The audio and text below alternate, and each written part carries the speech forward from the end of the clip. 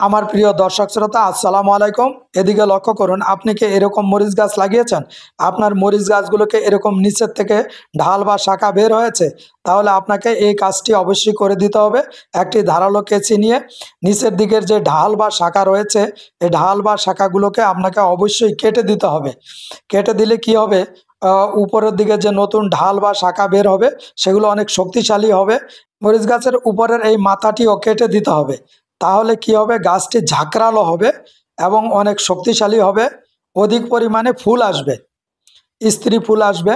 তো আমার দুটি গাছ ছিল, আমি দুটো গাছেই একই পদ্ধতিতে এইভাবে কাটিং করে দিয়েছি। নিচের ডাল বা শাখাগুলোকে কেটে দিয়েছি এবং মাথাটিও কেটে দিয়েছি।